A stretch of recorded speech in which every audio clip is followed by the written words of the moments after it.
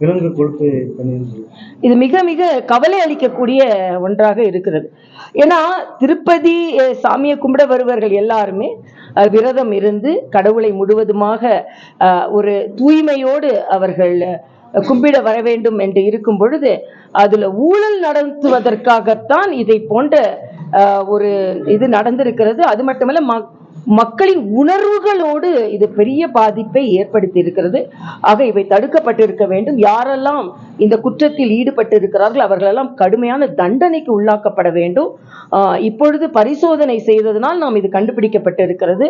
அதனால் கோயில்களில் என்னை பொறுத்த மட்டில் அரசாங்கங்கள் கோயில்களில் பிரச்சனைகளை ஏற்படுத்தக்கூடாது. அதனால்தான் தமிழகத்திலே நாம சொல்றோம், தமிழ்நாட்டில் உள்ள கோயில்களில் திராவிட முன்னேற்ற கழகத்தில் நம்பிக்கை இல்லாதவர்கள் தான் நிர்வாகத்தில் இருக்கிறார்கள்.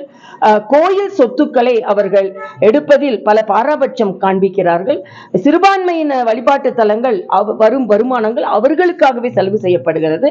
ஆனால் நமது இந்து கோயில்களில் உள்ள வருமானம் இந்து கோயில்களுக்கு கூட செலவு செய்ய மறுக்கப்படுகிறது. அதனால்தான் இந்து கோயில்கள் நம்பிக்கையாளர்கள் கையில் வர வேண்டும் என்று நாம சொல்கிறோம். இன்று இதற்கு முன்னால் திருப்பதியில கூட அதுல முழுந்த ஆழ்ந்த நம்பிக்கை இல்லாதவர்கள் தான் அதை பத்தி கவலைப்படாமல் இருந்திருக்கிறார்கள். அதில் முழுமையான நம்பிக்கை வைத்தவர்கள் இன்று அதை கண்டுபிடித்திருக்கிறார்கள். ஆக கோயில்கள் எல்லாம் நம்பிக்கை உடையவர்கள் கையில் இருக்க வேண்டும் என்பதையும் இது நமக்கு உணர்த்துகிறது. ஏற்கனவே நிறைய சொல்லிட்டேன் அதை பத்தி. முயற்சி முயற்சி முயற்சி நடந்து கொண்டே இருக்கிறது.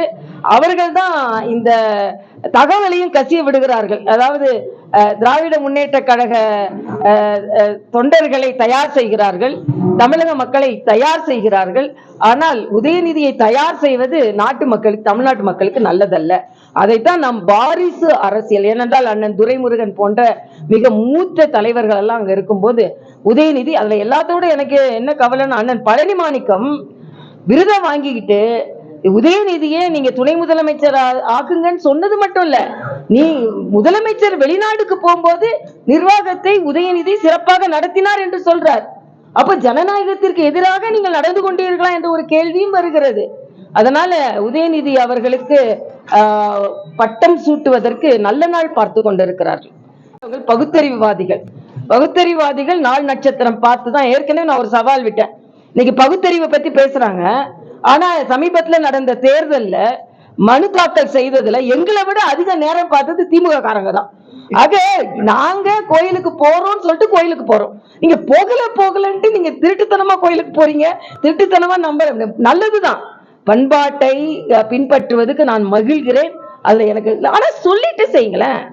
நாங்களும் கோயிலுக்கு போறோம், நாங்களும் நல்ல நேரம் பாக்குறோம், நாங்களும் திருஷ்டி பூசணிக்காய் உடைக்கிறோம், நாங்களும் இதுல நம்பிக்கை இருக்குன்னு சொல்லிட்டா பிரச்சனை இல்லை. ஆனா தமிழக மக்களை ஏமாத்துறீங்களே. நாங்க சொல்ல மாட்டோம் விநாயகர் சதுர்த்திக்கா வாழ்த்தெல்லாம் சொல்ல மாட்டோம், ஆனா நாங்க பின்வழியா போய் விநாயகர் கும்பிடுவோம், கிருஷ்ணர் கும்பிடுவோம்னு மறைமுகமான திட்டங்களை கைவிடுங்கள் என்பதுதான்.